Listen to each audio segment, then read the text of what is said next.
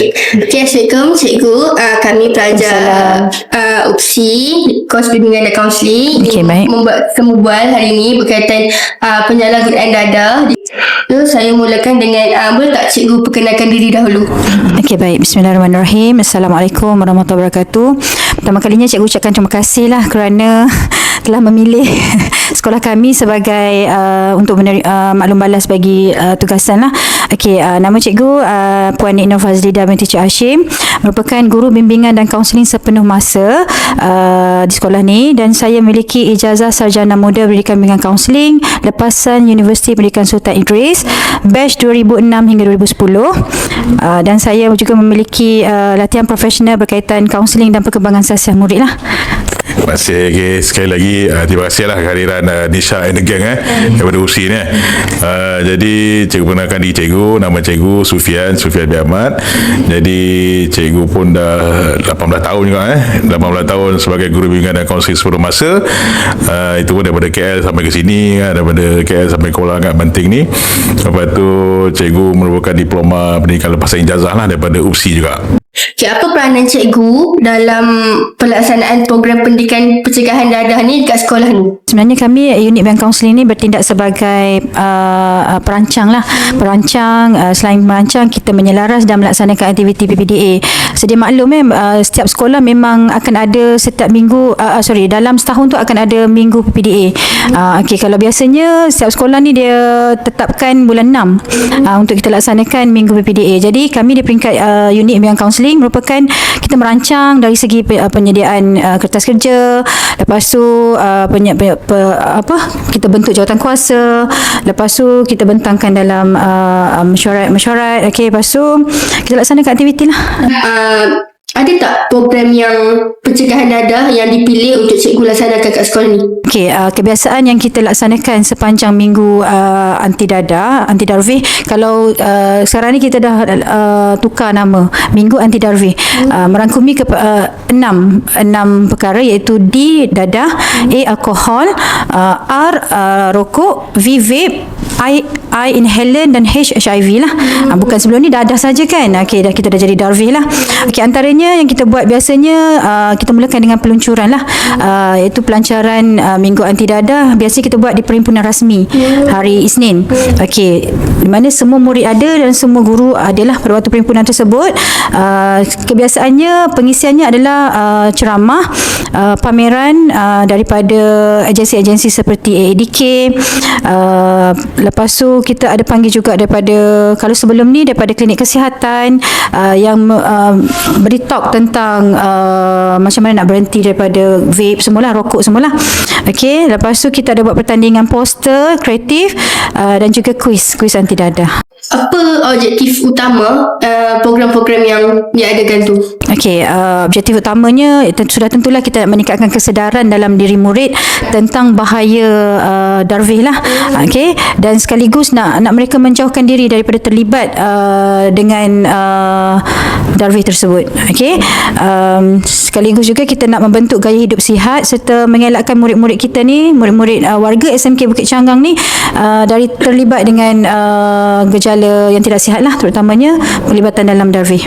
Macam mana proses perancangan program kat sekolah ni?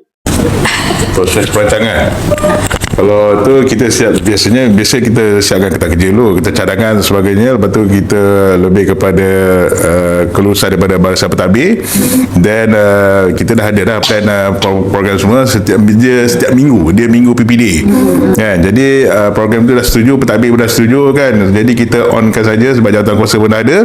Jadi program tu kita akan langsungkan untuk seminggu, tapi perjalanan untuk program tu untuk proses dia kita ambil masa sebulan sebelum program langsung lah.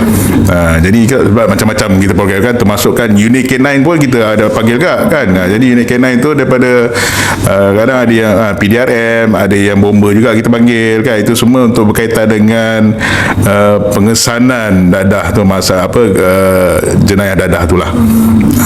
So proses tu mengambil masa dalam sebulan lebih lah. Siapakah kumpulan sasaran bagi program ni? Biasa kumpulan sasaran ni kita libatkan semua murid. Sebab biarkan murid dapat info, maklumat semua untuk penyalahgunaan dadah lah kan. Kadang kita tak boleh nak target kan. Kita tak boleh nak target ke beberapa kumpulan ataupun kumpulan kelas belakang kita tak target kan. Kadang yang kelas depan pun ada juga. Jadi kita tak tahu. Jadi kita keseluruhan termasuk sesi pagi dan petang kita buat sekali. Sebab kita sekolah ni ada 2 sesi. Jadi murid pun 2,500 lebih.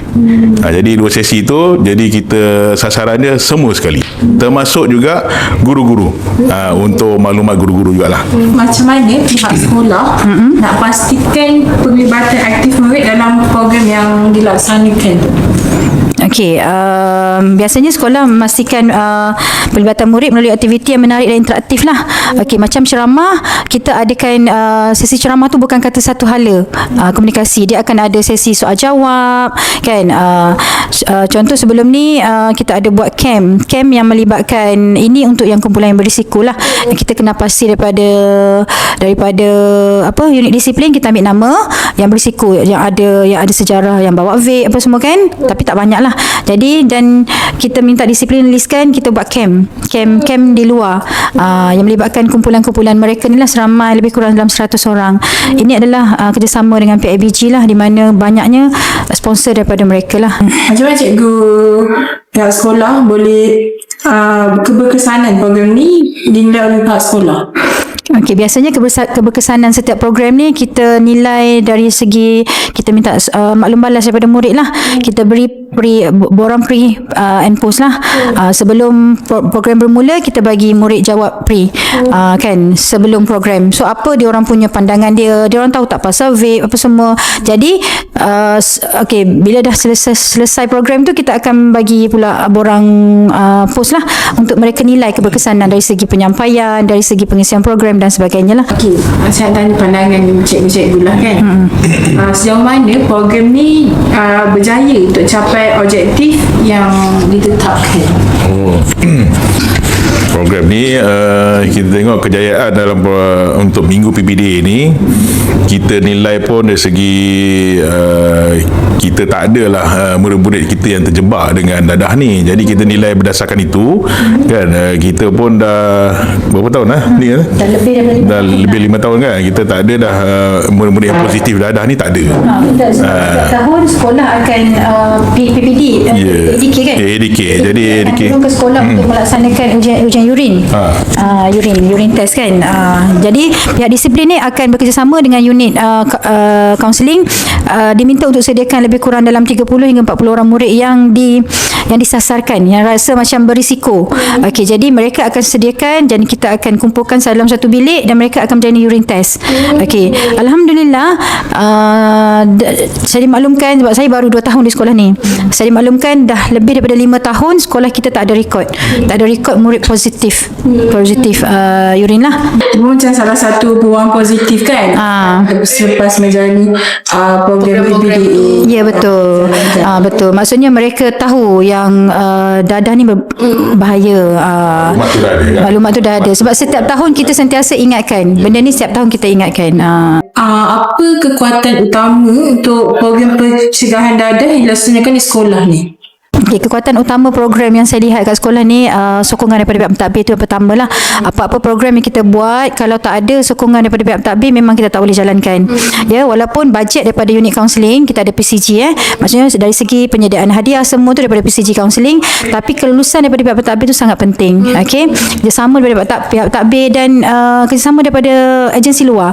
Macam sebelum ni kita buat bukan aktiviti kosong lah. Kalau PPDA ni dia ada pameran melibatkan pelbagai agensi, seperti kalau sebelum ni kita panggil penjara, custom, lepas tu PDRM,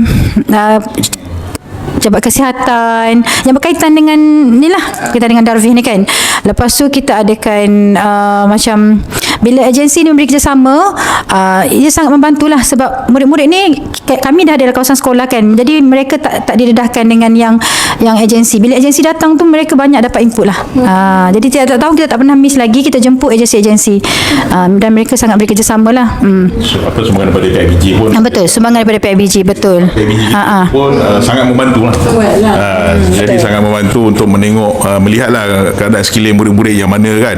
Kadang-kadang ada spot benda spot-spot yang tertentu lah kan, tempat-tempat tertentu tu. Jadi JK PIBG ni volunteer untuk datang ke tempat tu yang saja cek dan sebagainya kan. Okey, cikgu clear kan. Jadi membantu, sangat membantu. PIBG pun sangat membantu. Dan jadi PIBG pun ada beri sumbangan lah untuk program kita ni.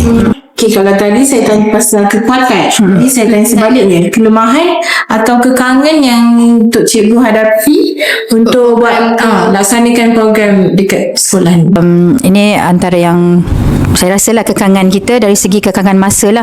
Sebabnya minggu kan, minggu anti dadah, dia bukan bulan anti dadah kan, minggu. So bila minggu tu dia 5 hari sesi persekolahan sahaja kan. Walaupun program tu kalau ikutkan tiap tahun kita bagi maklumat, PRS pun ada sampaikan perkataan disiplin semua, tapi yang betul totally yang pasal PPDA yang kita buat yang berfokus hanya seminggu itu sahaja. Tapi pendidikan pencegahan dadah tu berlaku sepanjang tahun. Cuma yang betul serius, bukan serius lah maksudnya, yang berfokus hanya pada minggu PPDA lah. Dari segi kekangan masa, dari segi keuangan ialah bila kita buat aktiviti kita memerlukan bajet lah. Okey, bajet kan, penyediaan hadiah semua. Sebab kalau ikutkan PCG Counselling ni terhadkan untuk banyak program yang kita perlu cover kan. Itu antaranya lah. Dan jadual sekolah yang padat, macam kita nak libatkan murid tingkatan 5 kan, diorang terlibat dengan SPM. Jadi agak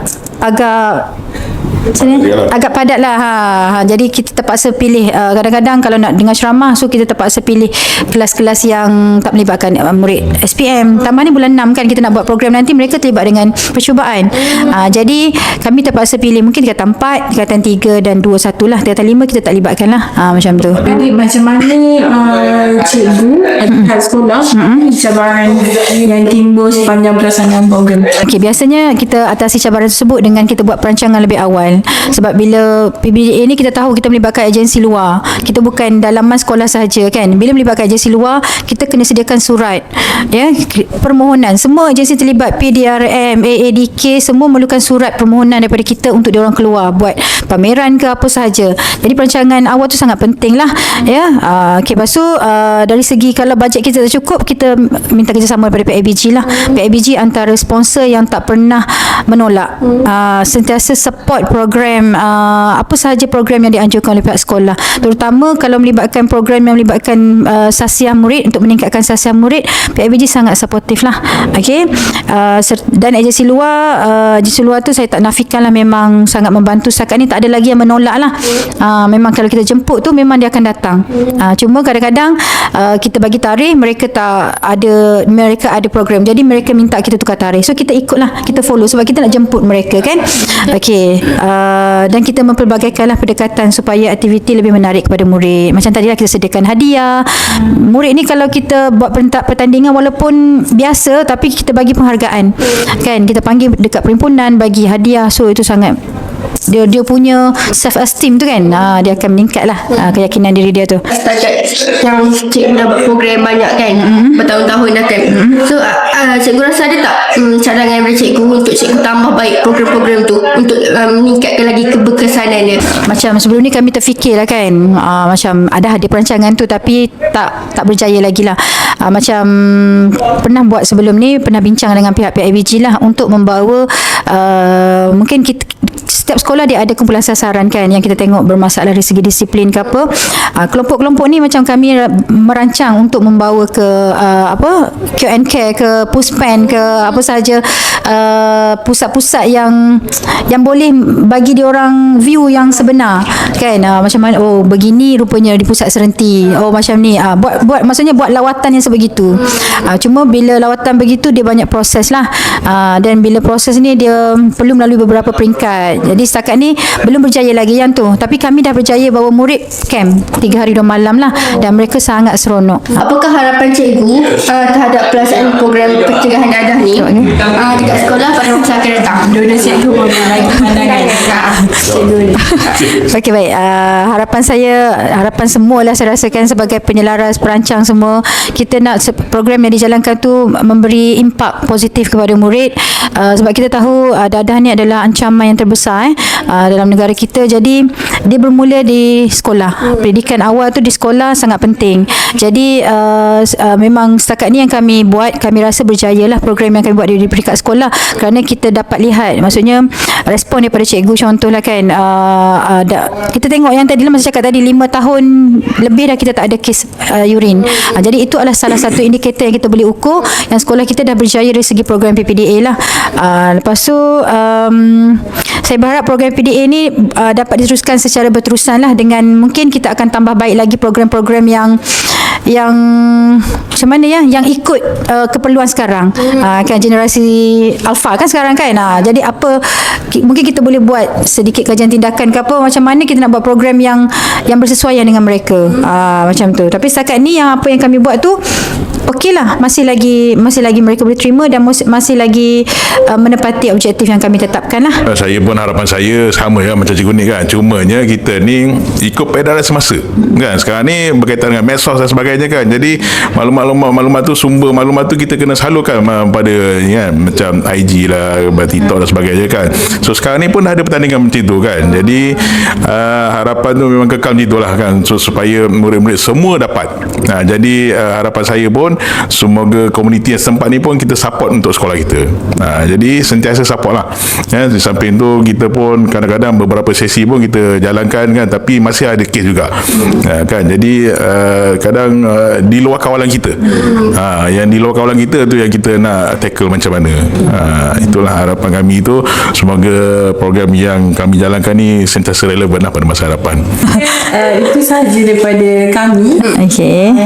Kami nak ucapkan terima kasih sebab cikgu sudi luangkan masa untuk sesi temubual daripada kami, bulan kami. Okey, baik. Terima kasih. Okey, sama-sama.